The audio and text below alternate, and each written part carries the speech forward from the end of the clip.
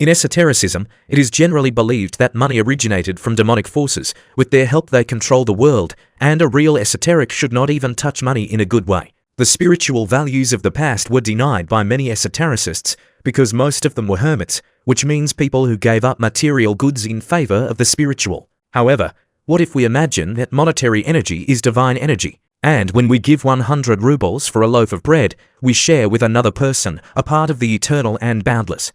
How to verify the truthfulness of such reflections? First, if the purpose of life is to live and have fun, then everything that allows us to get true, preferably eco-friendly pleasure fits perfectly into such a life. In fact, up to a certain period of time, we knew this perfectly well. Remember a child who takes money from his mother and runs to the nearest store. He goes to the counter, holds out a coin, and gets a delicious candy for this coin, which will bring him a few moments of genuine childish joy. The child does not think about whether money is dirty. He does not try to figure out if it is bad. For him, money is a moment of life, it's reality. And if you can get a delicious candy for this reality, then this reality is good, simply because it allows you to live and enjoy life in an even more diverse way than before. At the same time, the child does not attach any special importance to money, spends it very easily. But he does it because he doesn't put any labels on them. Of course, you can object here and say that the child does not earn money, so that's how he treats them. However, if a child starts earning money, he very often, surprisingly for many adults,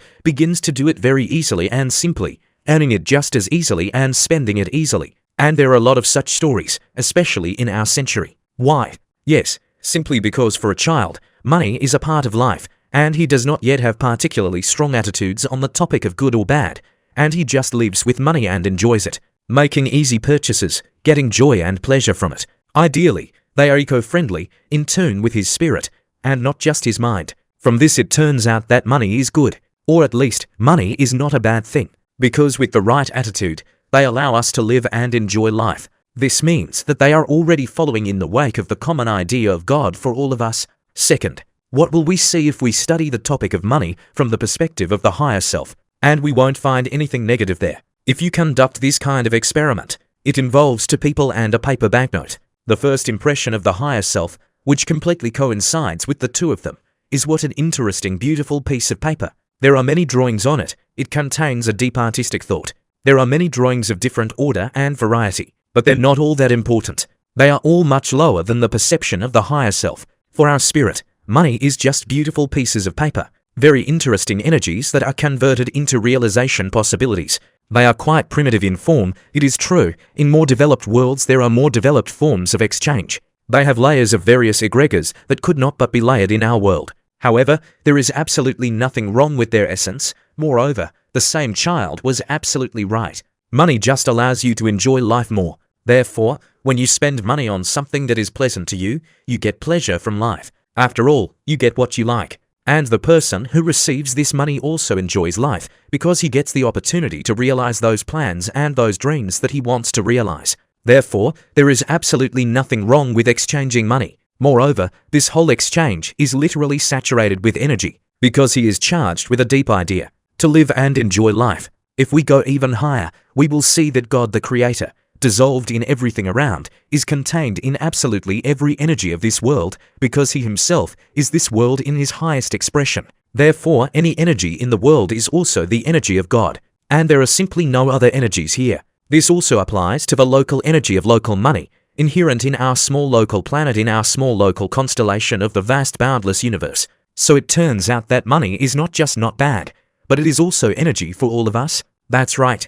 And it's also the way money is treated that allows it to be in your life. Because if you deny something very strongly, then it probably won't be in your life. That is why some esotericists face a dilemma. On the one hand, they deny money all their lives, and on the other hand, they wonder why they do not have enough for the most necessary things. The answer is obvious here. If a dog or cat is constantly being chased away, then they simply won't want to come to such a person anymore. Why? If there are people who love them more. The third, what should we do now with the ancient esotericists who said that money is bad? Firstly, in fact, no one has ever said that money is a perfect harm that needs to be abandoned. They mostly talked about other things. That if you spend your whole life paying attention to money, you will wallow in material pleasures, and you simply will not have time and desire for something more spiritual. Spiritual, which in the same way brings joy, happiness, and pleasure from life, but of a different nature. But there is a very important detail here. Any statement and any idea should always be considered only in the context of time, because each period of time, each epoch, is always its own architecture of the energy matrix, always its own basic planetary vibrations, always its own engineering and principles on which society and the planet as a whole are built. During the Middle Ages, Antiquity, and even the Renaissance, the energies on our planet were much denser than they are now. Therefore, the difference between the material and the spiritual was very significant. A large amount of money very often led to the fact that a person was immersed in dense material worlds, and taking into account the average age of the soul on the planet at that time, this happened really often. Such density was too far from spirituality, and spiritual development itself, due to the high density of that world, also required a certain rejection of dense material energies in order to reduce this difference. Today, the energy architecture of the world has changed a lot. Telekinesis practices that took several years to master a century ago can be mastered in a few months. And even contact with the higher self, about which mystical treatises were written and which used to be considered the highest esotericism, almost equivalent to enlightenment, and which was followed by use of strict abstinence, meditation, and renunciation of the material, today can be achieved in the ordinary conditions of an ordinary city apartment in a year or so.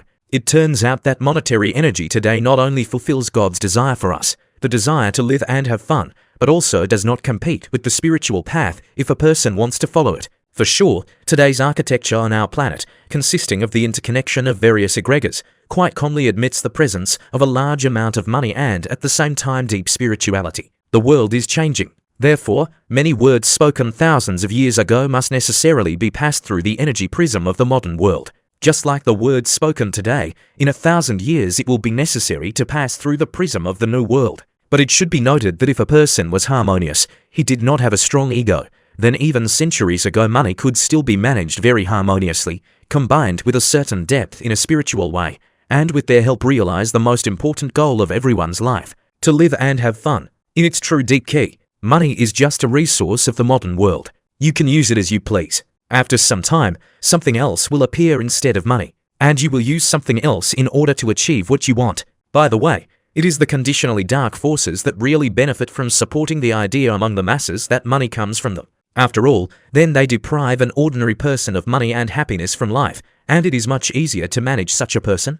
Therefore, it should not be surprising if they were the ones who partially launched and supported the main charge of this idea for centuries. As for the true essence of money, money is really the breath of God, since everything around is God. And at the same time, money allows us to realize the most important goal of our life for us, to live and have fun, which means they help God and our soul realize one of the most important meanings of our stay on this planet.